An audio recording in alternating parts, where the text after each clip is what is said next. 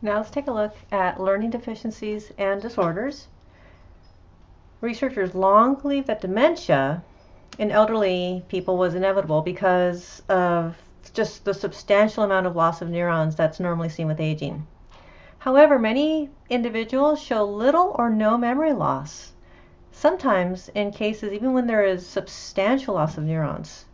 And this gets us to an interesting hypothesis called the reserve hypothesis. And the idea is that an active lifestyle throughout life, so active physically as well as cognitively, can promote the development of new neurons, neurogenesis. And in the elderly, this reserve of neurons prevents cognitive declines. Now let's take a look at Alzheimer's disease.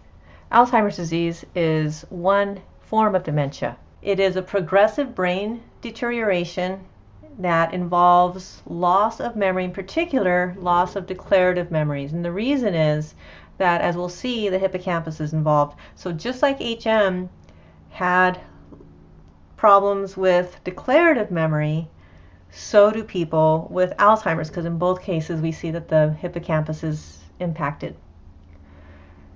Alzheimer's disease also involves difficulties with language, visual spatial functions, reasoning, and unfortunately we see increases in aggression as well. As people get older, the incidence of Alzheimer's disease increases dramatically. So it affects 10% of people over 65, but 50% of individuals over 85. There are substantial changes to the brain in the case of Alzheimer's. Alzheimer's involves a particular type of brain pathology. And that is why it is distinguished from dementia, in addition to some other differences. But the brain pathology is really specific and not what you would just see in other cases involving cognitive decline. So there's certainly a loss of neurons in the brain, particularly in the temporal lobes and the frontal lobes.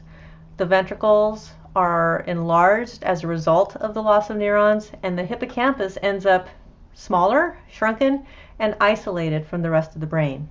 Now let's take a look here at some of the changes that we see in the case of Alzheimer's disease. So let's start off by looking at the cortex. The cortex shrivels up, damaging areas involved in thinking, planning, and remembering. So a wide variety of cognitive deficits are seen. Because there have been so many neurons lost, so many neurons have died, we can see that the ventricles are quite larger in the case of Alzheimer's disease compared to a healthy brain. And one of the areas that is particularly affected in Alzheimer's disease is the hippocampus. And so we can see on the right in the Alzheimer's brain that it is much, much, much smaller. In fact, this is an early sign of Alzheimer's disease. So let's take a look at the changes in the brain that accompany Alzheimer's disease. And we're going to see that there are two characteristic changes. One involves the development of plaques and the other tangles. So plaques and tangles. So let's focus on plaques first. The plaques we can see here, and they are an accumulation of a protein, beta amyloid protein.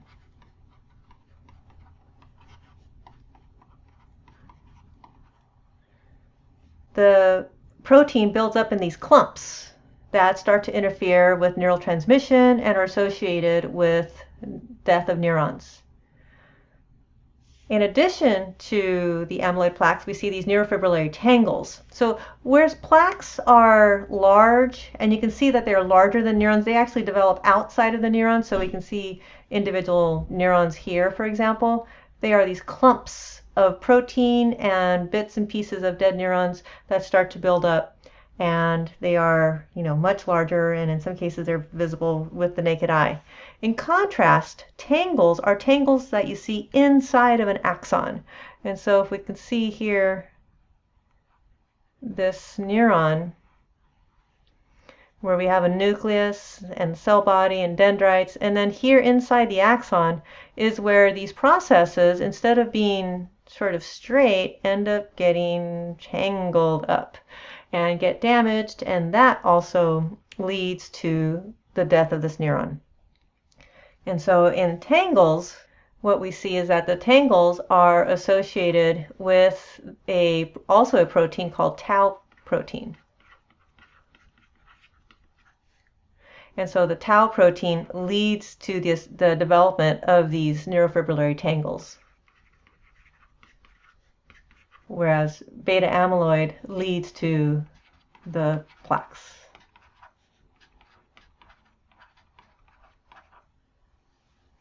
These plaques and tangles often start in the medial cortex, move to the hippocampus, and then the outer layers of the cortex. And unfortunately, in some cases, damage can also affect vision and visual processing as well. But these are the two really main types of brain damage that are seen in Alzheimer's disease. This is not just seen in dementia, although we will see that there are some interesting research studies showing there are in some cases development of amyloid plaques without any signs of dementia. So the spread of these plaques and tangles through the brain seems to be due to an increase in the accumulation of these proteins. And these proteins seem to result in the amyloid sticking together more. They aggregate more. And in addition to there just being more of this amyloid sticking together, there are also some forms of amyloid that are more sticky in and of themselves. So there are different kinds of amyloids with different numbers of amino acid sequences. So often in the case of Alzheimer's, what we see is that there is a reference to beta amyloid 42. So it might be shown as AB42. And that 42 refers to the number of amino acid sequences, and it distinguishes a particular form of that protein that is associated with Alzheimer's. However, 25% of elderly have plaques but no dementia. This is often attributed to the reserve hypothesis. The brain is showing some of the physical deterioration, but there's enough healthy tissue and enough connectivity in the brain that it is able to maintain functioning just fine. Now, heredity is certainly a factor. There are 4 genes that are confirmed in Alzheimer's disease. 3 of them are early onset genes, where we see the onset of Alzheimer's appearing before the age of 60, and then 1 is involved in late onset. Environmental factors are also going to be involved because epigenetic changes have been found in 7 additional genes that can be implicated as well in Alzheimer's disease. So we're seeing that there are a variety of gene and environment factors in the case of Alzheimer's disease. I do want to point out that of all the genes that were seen, so these 4, APP, presenilin 1, presenilin 2, and then ApoE4, only one of them is involved in a substantial number of cases. The ApoE4 gene is involved in the greatest one, and that's also the one that's involved in onset after the age of 60. So the early onset Alzheimer's before the age of 60 is much less common, and so we just don't see that being involved in as many of the cases. Most cases appear after the age of 60 where we see involvement of this ApoE4 gene. Now, of the environmental factors, here's the list. Boy, these are going to be environmental factors for a lot of things that we're going to be looking at in this course. Lead exposure is a big one. Lead exposure in childhood, exposure to pesticides, stress, traumatic brain injury, and infection. In fact, there's been a lot of research looking at inflammation in the brain in the case of Alzheimer's, and some treatments have been trying to deal with Alzheimer's through the inflammation process. Treatments can help slow the cognitive decline, but it cannot reverse the effects of the disease. Drug therapy generally involves cholinesterase inhibitors. These are drugs that are going to be acetylcholine agonists. They will increase the available levels of acetylcholine because they're inhibiting the enzyme cholinesterase that breaks it down. Remember, we see an enzyme, ASE, that's an enzyme. So that enzyme breaks down acetylcholine, and if we inhibit that, then we leave acetylcholine in the synapse longer. There's also a drug called memantine. The trade name is Namenda. That reduces levels of glutamate and limits new cell death, because a cause of cell death is often the overexcitation of neurons. And so once neurons start dying, they create toxicity by dumping high levels of excitation. And so if you reduce glutamate, which is the excitatory neurotransmitter, you're kind of reducing the amount of excitation in the brain. And so you're helping these neurons cope better with that and not become overexcited and die off as a result of that extra stimulation. There are stem cell and gene therapy options that are being explored. In addition, neurotrophins have been receiving lots of interest.